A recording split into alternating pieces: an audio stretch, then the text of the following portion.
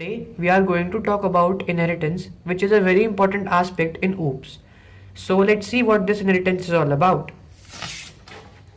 Now guys, inheritance, it is a mechanism by which a new class is derived from an old class.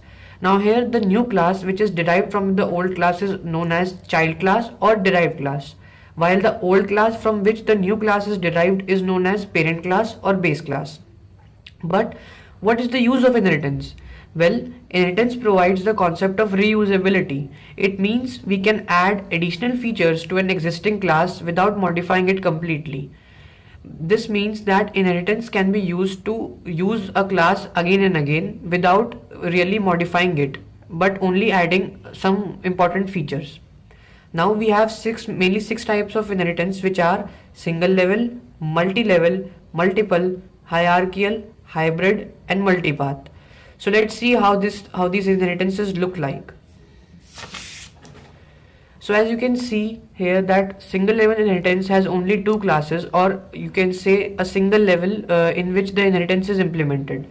Then in multi-level we have multiple levels of inheritances, that is we can have more than one levels mainly, which are, as you can see here, that is A is the parent class of B while B is the parent class of C.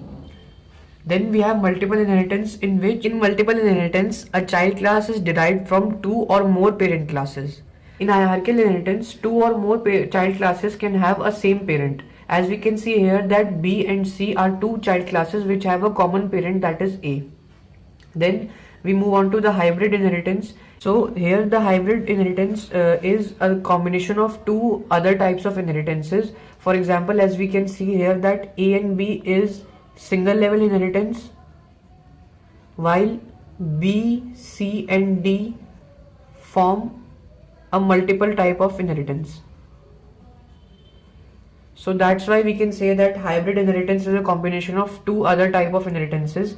And last one is the multipath inheritance, in which a child class is derived from two different parent classes which are again derived from a single parent class.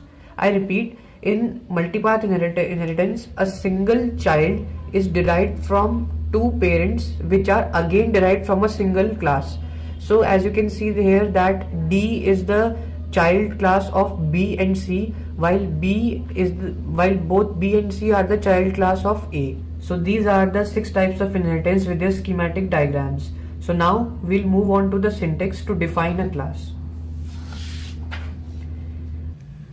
This is the syntax to define a new class which is derived from an existing class. It is the keyword class followed by the child class name, then colon, then followed by the visibility mode of the parent class name, and finally the parent class name itself. So in case of multiple inheritance, the syntax changes to class followed by the child class name, colon, then visibility mode of the parent class 1 followed by the name of that parent class, comma, then visibility mode of the parent class 2 followed by the class name of that class.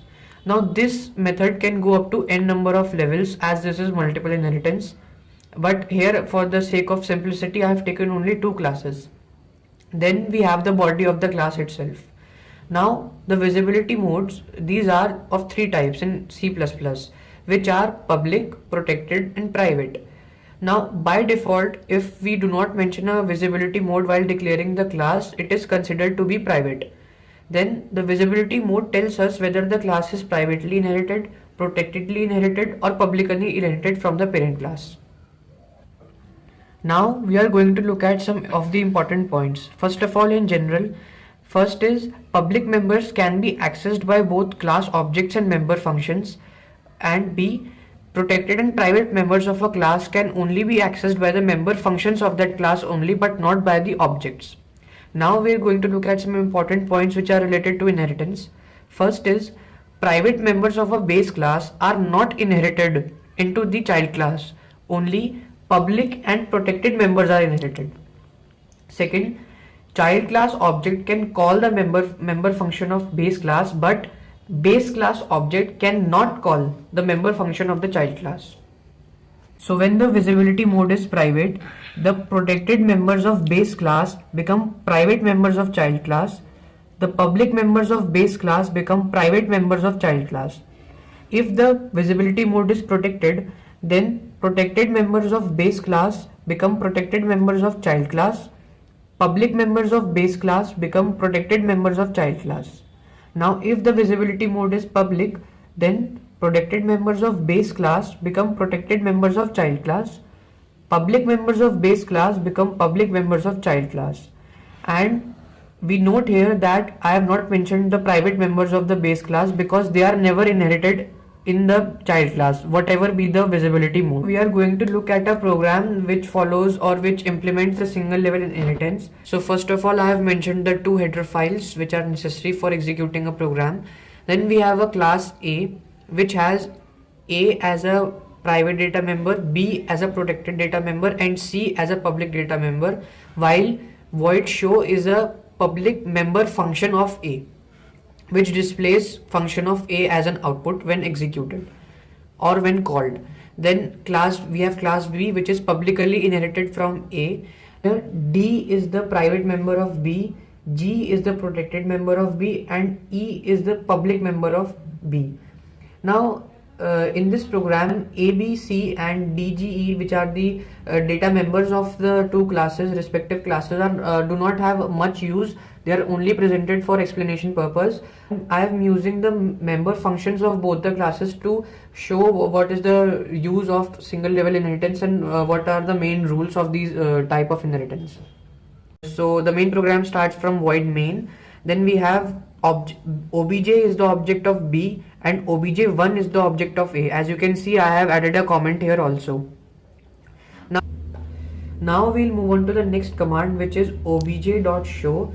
It is a valid command because here you can see that void show is a member function of A and obj is the object of B, and we know that class B is publicly inherited from A. That's why child class can access the member function of the base class. Now I'm going to pull up the table again here so we can have a better comparison. Like from here we can say that the visibility mode is public, and therefore the protected members of A, that is the base class, will become protected members of B, that is the child class, and the public members of A will become public members of child class, which is B. That is why show, which is a public member of A, becomes the public member of B. That is why the object of B can access this function, which is show.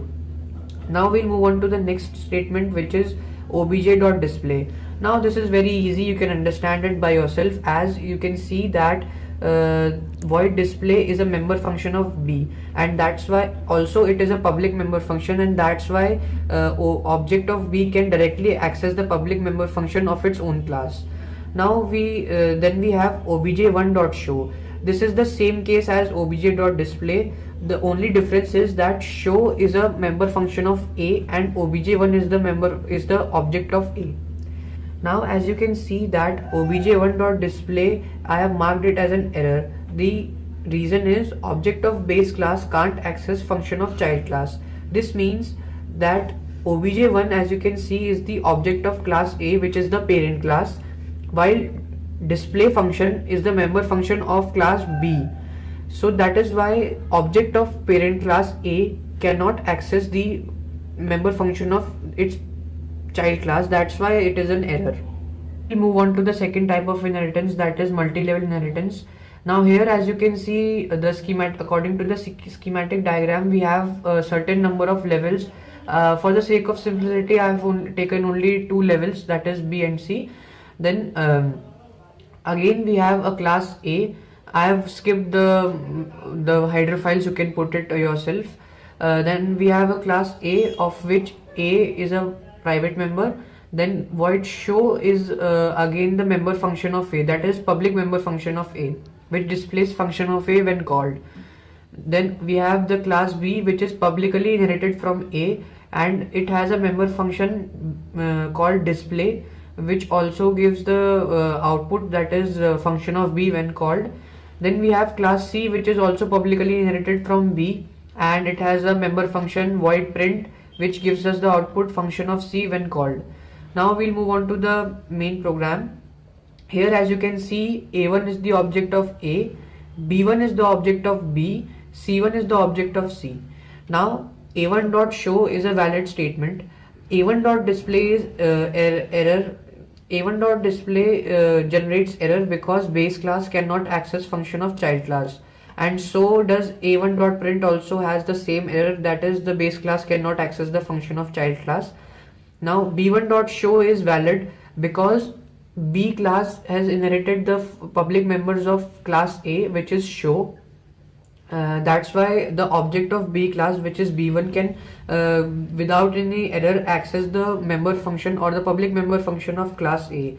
Similarly, B1 dot display is also valid, while B1 dot print is not valid because base class cannot access the function of child class, because as you can see here, child class C has the parent B class. So that's why B class, which is parent to child class, cannot access its member functions directly. C1. Now we move on to C1 dot show, which is a valid statement because C is inherited from B while B is inherited from A. So that's why C can access public members of A as well as public members of B. So that is why both these statements are valid. That is, C1 dot show is also valid and C1 dot display is also valid because show is the member function of A while display is the member function of B, and print is the member function of C, which is also certainly valid.